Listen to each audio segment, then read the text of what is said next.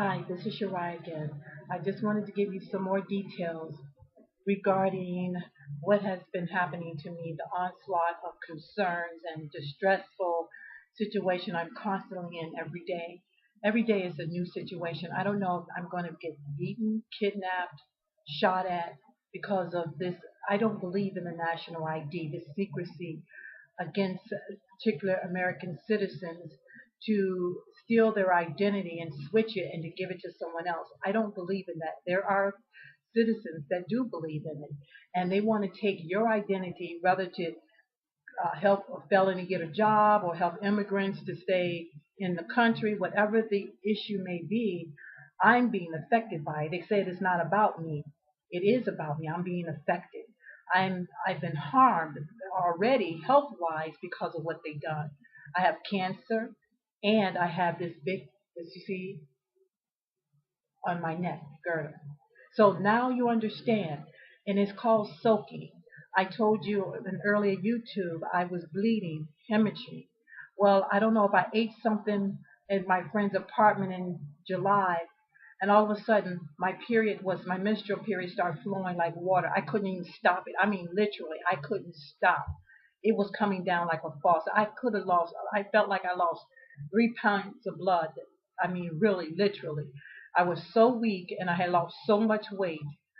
And I think someone put something in my food. The only way I could stop it, I would lay down and I was praying, I was doing research, I was crying, and I found out bare aspirin or ibuprofen would help. So it stopped my bleeding, and I constantly take it every month because I heavily flow really bad because of it.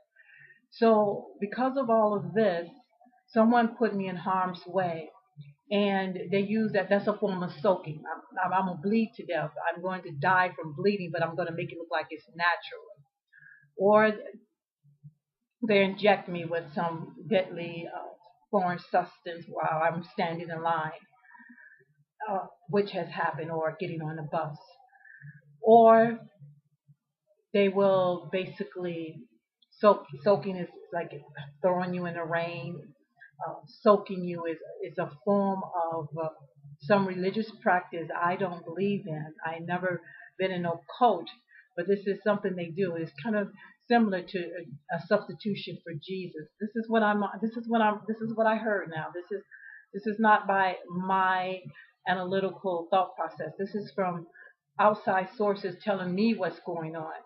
It's about substituting uh, the death of Jesus by persecuting you and make you soak like Jesus.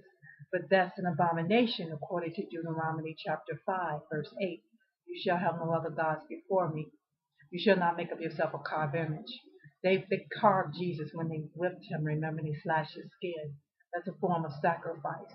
So there is an abomination in their thought process, which is sacrilegious. So I just wanted to give you some ideology what's been going on and how distressful I am regarding this whole circumstances. I can't go to the store. As you listened to earlier YouTubes, you will see what is happening regarding what's going on.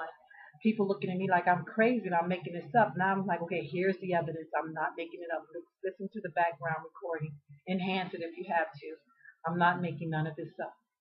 So I hope you understand what it's like for me. I'm battling with cancer.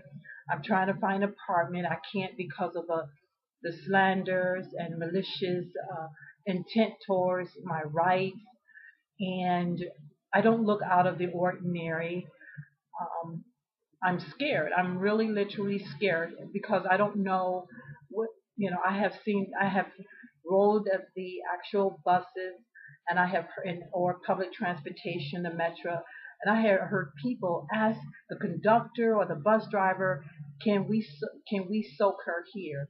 Like beat me up on the bus. I kid you not. I have literally heard people ask this question to the bus driver or conductor.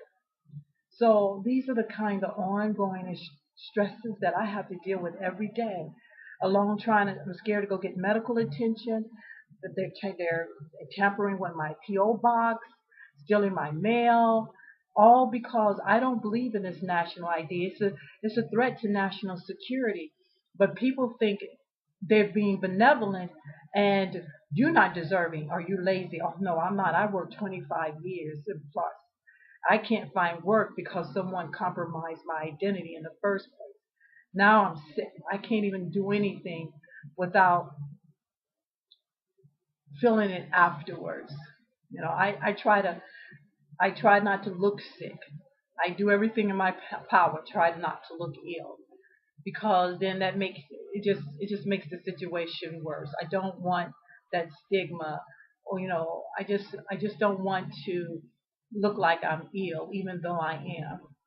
Just like my pastor used to say, when you fast, don't look like you fasting, because that's hypocritical.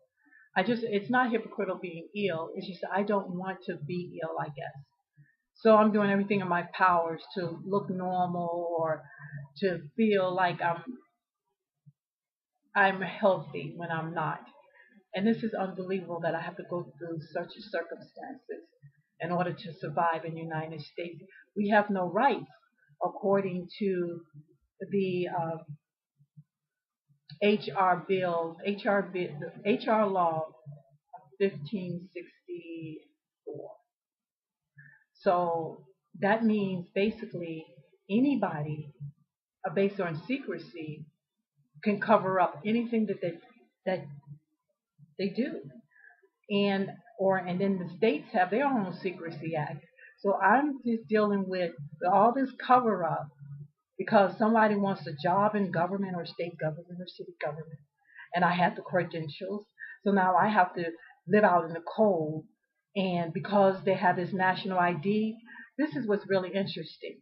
Because of all the national security concerns and so forth, it's funny that they want to promote national ID, because the secrecy on this national ID is have everybody piggyback on one ID. They contribute to the bucket, and they withdraw from the bucket to get jobs and pay taxes or whatever. But what's really interesting about this is it's a threat to national security, because everybody on your ID isn't here just because they need a job. So they bypassing certain steps. And basically they jumping in front of everybody else if they are on somebody's identity that's well educated. They're going to jump in front of everybody.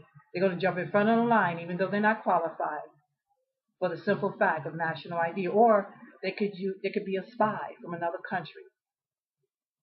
So you see what I'm getting at? There's something quite not right with this national ID that they're trying to promote illegally through secrecy.